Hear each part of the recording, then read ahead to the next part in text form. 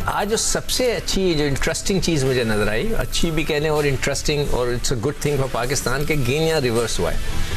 बड़े अरसे के बाद मैं देख रहा हूँ कि इतना अच्छा वसीम का गेंद, या हो सकता है वो टेल को गेंद कर रहे थे, तो जब टेल जब खेलती है और बीट हो रही होती है तो आपको लगता है बहुत अच्छा गेंद। ऑस्ट्रेलिया के खिलाफ मैच में भी रिवर्स होना शुरू हो गया था 38वें ओवर तक, नहीं लेकिन फिर हमने स्पिनर्स को लगा दिया था ना। वो एक ओवर पे हुआ था हसन अली का, जिसमें वो गेंद अंदर भी आया था वो गुड, मगर ये कि आज ये बड़ा अच्छा वाला जो है रिवर्स स्विंग हुआ है, which is a very good sign. और अगर ये रिवर्स होना शुरू हुआ तो अगले 2 मैचेस में हम जो है दूसरी 2 बड़ी टीमों को, अगर एक टीम तो गिरी हुई है इंग्लैंड, उसको तो पकड़ना मेरे हिसाब से बहुत आसान होना चाहिए। जब वो गिरे हुए हैं तो बस उनको उठने ना। नहीं, मैं थोड़ी सी आपकी यहाँ तस्दीक कर दूं, हमारा अगला मैच जो है वो बेंगलुरु में है, जहाँ पर 65 मीटर की बाउंड्री है, और 11 तारीख को हम यहाँ खेलेंगे इंग्लैंड के साथ। मैं उसकी बात नहीं कर रहा था, मकसद है कि इंग्लैंड से मैं तो इस वक्त ग्राउंड की नहीं बात कर रहा। इंग्लैंड तो गिरा हुआ है, उसको तो हम पकड़ सकते हैं किसी तरह भी, मगर न्यूजीलैंड का मैच होगा वो जबरदस्त होगा। ठीक पे हमें सही। भट्टी साहब भी हमारे साथ मौजूद है। इससे पहले कि अब्दुल रज़ाक का पॉइंट ऑफ व्यू शामिल करूं, भट्टी साहब देर आए दुरुस्त आए, कुछ ऐसी किस्म की परफॉर्मेंस की जरूरत थी पाकिस्तान टीम को अपने शोल्डर्स को वापस से ऊंचा करने के लिए, वो जो चिन डाउन हो गई थी चिन अप करने के लिए। आज बड़ा कॉन्फिडेंस मिला होगा पाकिस्तानी बॉलर्स को। ठीक है, आप बांग्लादेश के खिलाफ खेल रहे थे, ठीक है, उनकी बॉडी लैंग्वेज आपसे भी थोड़ी सी और ज्यादा डाउन लग रही थी, बट ये वो परफॉर्मेंस थी जिसकी जरूरत पाकिस्तानी बॉलिंग अटैक को अशद थी। जी हाँ दानिश, बिल्कुल।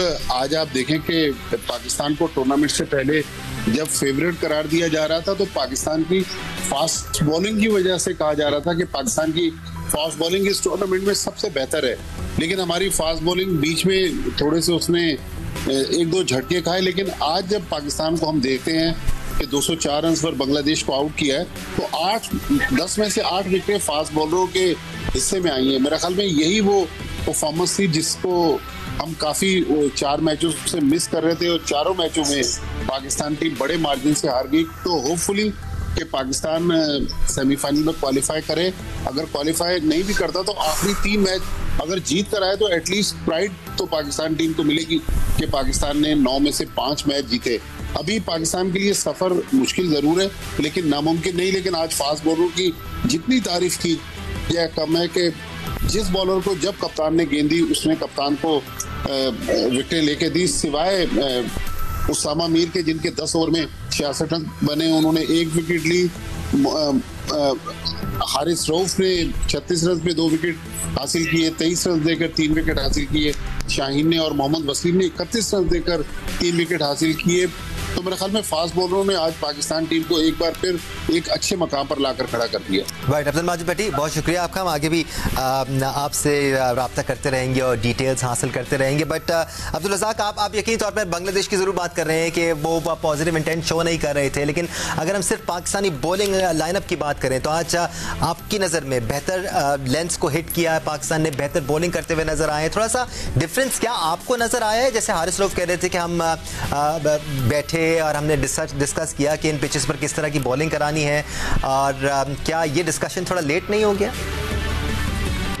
डेफिनेटली देखें, 6 मैचों के बाद अगर हमारी टीम उठ सकती है तो बड़ा लेट मेरे हिसाब से हो गया है। और बॉलिंग की अगर बात कर रहे हैं तो अगली टीम को भी डिपेंड करता है कि वो किस इंटेंट से खेल रही है, और जिस तरह की लेंथ हमारे बॉलरों ने की है, अगर शुरू के मैचों में हमने किया होता उसके ऑस्ट्रेलिया के खिलाफ, साउथ अफ्रीका के खिलाफ, इंडिया के खिलाफ, तो फिर हम कह सकते थे कि ये बड़ा अच्छा लाइन था, क्योंकि ये बांग्लादेश की टीम तो वैसे भी बॉटम पे है, और मरी हुई टीम के साथ अगर आप कहेंगे जी हमने बड़ी अच्छी बॉलिंग करके हमने उनको आउट कर लिया है, तो फिर हर बंदे की अपनी सोच होती है। मैं तो हमेशा देखता हूँ अच्छी टीम के खिलाफ जब आप परफॉर्म करते हैं तो फिर हमारा दिल करता है दिल से बोलने का, यार कि आपने अच्छी ऑपोजिशन के खिलाफ और टफ टीम के साथ आपने मैच खेला, और बड़े जबरदस्त बैट्समैन जैसे वार्नर थे, मार्श हो गए, डिकॉक हो गए, इस तरह के बैट्समैन के खिलाफ अगर बॉलिंग करके इनको आउट करते हैं या इनको रिस्ट्रिक्ट करते हैं कि 200 के अंदर या 250 के अंदर, तो फिर पाकिस्तान टीम की ज्यादा तारीफ करनी बनती है। और हमें ठीक है, पाकिस्तान को ये मैच जीतना बड़ा जरूरी है, पर हम सब यही कह रहे हैं कि अभी चांसेस है। तो मेरे पॉइंट ऑफ व्यू से जितने भी पाकिस्तान के मैचेस हैं उनको तो अलहदा करते हैं, पर न्यूजीलैंड और ऑस्ट्रेलिया के मैच भी बांग्लादेश के साथ, श्रीलंका के साथ, नेदरलैंड के साथ, इनके साथ भी हल्की टीमों के साथ मैचेस हैं, और ये हमें नहीं भूलना चाहिए कि ऑस्ट्रेलिया न्यूजीलैंड को एक मैच जीतना है। वो किसी के साथ भी जीते तो वो क्वालिफाई कर देंगे, जिससे पाकिस्तान का वो जो सफर है सेमीफाइनल का वो एक ख्वाब रह जाएगा, क्योंकि पाकिस्तान को साउथ अफ्रीका के खिलाफ जीतना बहुत जरूरी था। वो मैच था पाकिस्तान के लिए कि पाकिस्तान अगर उसमें कमबैक कर जाता, पाकिस्तान को जीत जाता, तो आज ये जो हम सोच रहे हैं कि जी इफ या पार्टी या पाकिस्तान पहुंचेगा या नहीं पहुंचेगा, तो ये सारी चीजें खत्म हो जाती। पाकिस्तान को सिर्फ अगले 2 मैच जीतने थे, पाकिस्तान जिसे आराम से थ्रू कर जाता। तो अब थोड़ा सा मैं समझ लेट हो गया। और बांग्लादेश के खिलाफ भी परफॉर्मेंस ठीक है, इंटरनेशनल क्रिकेट है, इसमें आप कुछ नहीं कह सकते।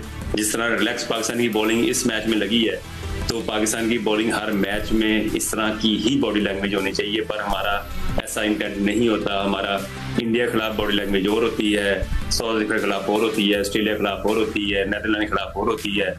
और जब अफगानिस्तान के साथ खेल रहे थे तो बिल्कुल ही हमारी बॉलिंग यही वही बॉलिंग है जिसकी हम आप सारे तारीफें कर रहे हैं कि बड़ा अच्छा पाकिस्तान ने कमबैक किया और बड़ा अच्छी विकेटें दी, 8 विकेटें हमारे बॉलरों ने ली। अगर अफगानिस्तान के खिलाफ पाकिस्तान ये विकेटें लेता तो हमें ज़्यादा खुशी होती। या ओवरनाइट चीज़ें नहीं बदल जाती, ओवरनाइट अच्छे बॉलर्स बुरे बॉलर्स नहीं बन जाते। एग्जीक्यूशन का मसला था वर्ल्ड कप के पहले मैच से लेके अब तक, वो एग्जीक्यूशन जो आपको आज के मैच में नजर आई है। It's not even about the opposition कि आप अफगानिस्तान से खेल रहे हैं या बांग्लादेश से खेल रहे हैं, क्योंकि आप अगर ये डिस्कशन भी करते हैं कि बांग्लादेश की टीम छोटी टीम है या अफगानिस्तान की टीम छोटी टीम है, तो आप उनके खिलाफ भी मैच हारे हैं। At the end of the day आपको अच्छी क्रिकेट खेलनी पड़ती है, सही एग्जीक्यूशन करनी पड़ती है अपनी स्किल्स की। दानिश, बात आपकी दुरुस्त है, लेकिन मसला ये है कि पिछले 2 दिन में इस तरह की क्रिकेट के हवाले से हेडलाइंस चल रही थी। आज मेरे ख्याल 9 बजे के बुलेटिन में एक अच्छी हेडलाइन चलेगी कि पाकिस्तान को 205 रन का हदफ मिला और पाकिस्तान जीत की तरफ कामयाब अंदाज में पेशकदमी कर रहा है। पाकिस्तान के बॉलर्स ने उम्दा कारकर्दगी का मुजाहरा किया। टॉस जीतकर पाकिस्तान का आज जो बांग्लादेश के कप्तान ने पहले बैटिंग का फैसला किया था वो उनके गले पड़ गया। हमारी टीम आज के मैच जीतने के बाद उम्मीदों के चिरागों को तो रोशन करेगी, लेकिन अभी कहा जाएगा थोड़ा आराम करें, क्योंकि ऑस्ट्रेलिया और न्यूजीलैंड आपसे आगे खड़े हैं। शाहीन शाह अफरीदी की फिगर्स भी हम आपके सामने स्क्रीन पर शो कर रहे हैं। आज 9 ओवर्स में शाहीन शाह अफरीदी ने 3 विकेट्स हासिल की हैं at an economy of 2.55। So exceptional bowling performance from Shaheen Shah Afridi as well. Sikandar, ये जो इफ्स एंड बट्स की कैलकुलेशन है ना, ये करने में तो इंटरेस्टिंग लगती है, बड़ी इंटरेस्टिंग सिनेरियोज सामने आए हैं, बट पाकिस्तान टीम का फोकस इस वक्त इस पर होना ही नहीं चाहिए। मैच टू मैच फोकस होना चाहिए। आज के मैच को जीतें, उसके बाद अगले 2 मैचेस को खेलने के बारे में सोचें। और वही जो बात हो रही है कि फेस सेविंग ज़्यादा अहमियत की हामिल है इस वक्त। अगर किस्मत में हुआ तो फिर देखा जाएगा आगे क्या होगा। मैं हंस रहा था, मुस्कुरा रहा था। हाँ, मैं भी अंदर ही अंदर। क्यों? आप क्यों कह रहे थे? मैं बताता हूँ मैं क्यों कह रहा था। मतलब है कि हमने एक मैच में उनको 200 पे आउट किया बांग्लादेश को, अल्फाज और हमारे सब बदल गए। या तो ये नहीं बदले नहीं है, हम तो आज की परफॉर्मेंस की तारीफ कर रहे हैं। आज के दिन बहुत अच्छा खेल गए वो। अगर वही जो बात अभी इसने आखिरी शेर पड़ा, बहुत देर कर दी, मेहरबान आते आते, पता नहीं ये पाकिस्तान क्रिकेट बोर्ड के लिए कह रहा है या टीम के लिए, परफॉर्मेंस के लिए कह रहे हैं। अच्छा, परफॉर्मेंस के लिए, इसलिए कि अगर पीसीबी पहले सेंट्रल कॉन्ट्रैक्ट दे देता तो हो सकता है इंप्रूवमेंट हो जाती। पहले मैं ऐसी मजाकन कह रहा हूँ, प्लीज इसको सीरियस ना लें, मगर आपकी मजाक वाली बातें भी ना सीरियसली ले ली जाती हैं। इसलिए ले ली जाती है कि पिछले दिनों जो हंगामा खड़ा हुआ था, जो एक शोशा उठाया हुआ था, एक शोर उठा दिया था कि जी हमारे घरों में खाने को पैसे नहीं है और हमें सेंट्रल कॉन्ट्रैक्ट चाहिए, व्हाटएवर। अगेन इन बातों की भी तस्दीक होनी अभी बाकी है। सोशल मीडिया का जमाना है तो बहुत सारी बातें गर्दिश करना शुरू हो जाती हैं। चलिए, अच्छा तो आज मैंने जैसे पहले कहा कि जो मुझे सबसे अच्छी बॉलिंग में चीज़ लगी वो तो रिवर्स स्विंग था, मगर एक चीज़ फिर कप्तान साहब ने जो कमी कर दी, मैंने यहाँ पे सलमान अली आगा के सामने क्वेश्चन मार्क्स डाल दिए। भाई अगर आप उससे भी 2-4 ओवर करा देते, लड़कों का जो उसामा को 10 ओवर में 67 रन पड़ा है वो कम पड़ जाता, वो 7 ओवर कराता, 3 ओवर सलमान अली आगा करा लेता, हो सकता है वो अच्छी कराता, तो आप इफ्तिखार से भी 10 ओवर नहीं कराते। क्यों नहीं कराई? अब ये सवाल कोई पूछ सकता है उनसे, भाई आपने उनसे क्यों नहीं कराई? वो आपका भाई एक ऑप्शन है। टेस्ट क्रिकेट में वो रन आउट करते हैं, वो वनडे क्रिकेट में आउट करते हैं, इज अ गुड बॉलर। आपने इसको बिल्कुल ही इग्नोर कर दिया। दुनिया में कहीं ऐसा नहीं होता, हर कप्तान अपने ऑप्शंस को अडॉप्ट करता है। आई डोंट नो व्हाई, ये मुझे इसकी थ्योरी समझ में नहीं आई। खैर एनीवे, अदरवाइज मुझे जो सीम बॉलर्स का जो सबसे अच्छी चीज़ नजर आई वो रिवर्स स्विंग था। आई होप कि ये इस रिवर्स स्विंग कंटिन्यूटी में रहे, तो फिर तो हम वाकई कुछ ना कुछ और आगे भी कर लेंगे। अब्दुल रज़ाक से इस सवाल का जवाब ले लेते हैं। अब्दुल रज़ाक, आपके पास है सवाल का जवाब, क्यों नहीं कराई आज सलमान अली आगा से बॉलिंग? और वैलिड पॉइंट है कि जहां उसामा मीर को 66 रन पड़े वहां आप सलमान अली आगा से बॉलिंग कराकर एक तो उनको एक्सपीरियंस भी दे सकते थे, थोड़ा सा कॉन्फिडेंस भी दे सकते थे, आपने पहले और थोड़ा सा अगले मैचों के लिए भी बिल्कुल थोड़ा सा डबल माइंडेड भी कर सकते थे बांग्लादेशी बैटर्स को, क्योंकि इफ्तिखार तंग कर रहे थे उनको। ऑस्ट्रेलिया के कप्तान भी बैट्समैन रहे हैं रिकी पॉन्टिंग, और उनकी यूटिलाइजेशन बॉलर की बड़ी अच्छी होती थी और बॉलर को वो रीड कर लेते थे, उनसे बात करते थे। अगर उसामा मीर कंफर्टेबल नहीं कर रहे फील, ठीक है, ये क्रिकेट में हो जाता है, सम टाइम आपका डे नहीं होता, तो आप सलमान अली आगा को 2 ओवर करा सकते थे। जो रन्स उसामा मीर ने दिए तो हो सकता है कि सलमान अली आगा हो सकता है विकेट भी ले सकते थे और रन भी कम कर सकते थे। ये उसामा मीर की बात हो रही है, या उसामा मीर को तो आपने इतना एक्सपोजर दिया नहीं था। वो अलग बात है कि हम दुनिया की दूसरी टीमों में देखते हैं एक प्लेयर आता है, अपना डेब्यू करता है और सेंचुरी स्कोर कर देता है, वो पहली बार बॉलिंग कर रहा होता है, परफॉर्म करना शुरू हो जाता है। तो ये एक्सक्यूजेज और ये बातें भी शायद पाकिस्तान में थोड़ी सी ज़्यादा होती हैं कि नहीं नहीं ये तो नया प्लेयर है, नहीं नहीं हमने तो उसको इतना एक्सपीरियंस दिया नहीं था, तो इतने बड़े वर्ल्ड कप के इवेंट में हमने उसको डायरेक्टली खिला लिया, तो वो कैसे परफॉर्म करेगा। तो हमें शायद अपना बेंचमार्क ऊपर करने की ज़रूरत है, थोड़े से स्टैंडर्ड्स बढ़ाने की ज़रूरत है हमें।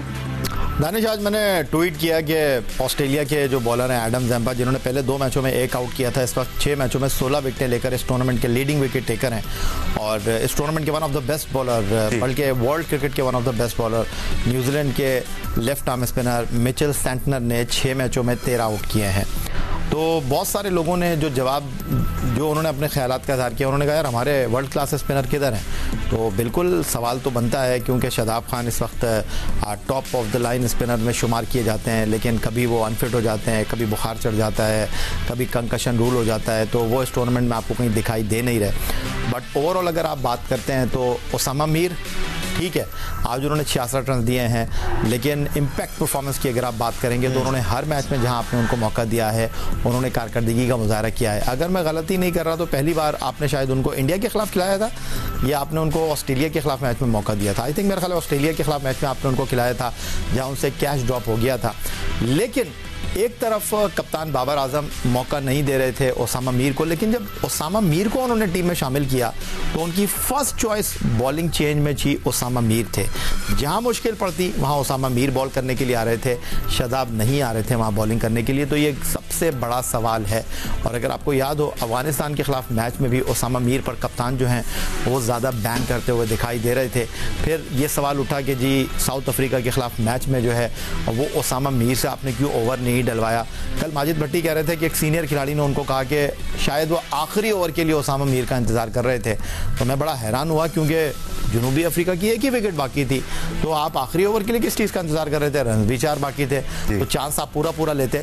लेकिन ओवरऑल जो आप उसामा मीर की बात कर रहे हैं, आई थिंक मेरे ख्याल है उनका इतना बुरा टूर्नामेंट नहीं हुआ। उसामा मीर को एतमाद देने की ज़रूरत है, उनका हाई आर्म एक्शन है और एक अच्छे बॉलर हैं। और अगर आप उनको एतमाद देंगे, अगर आप उनको अच्छे तरीके से टीम के साथ जेल इन करेंगे तो यकीन माने कि वो इस टीम के लिए बहुत कुछ करने की अहलियत रखते हैं। हमने न्यूजीलैंड के खिलाफ उनको देखा कराची की वनडे सीरीज़ में।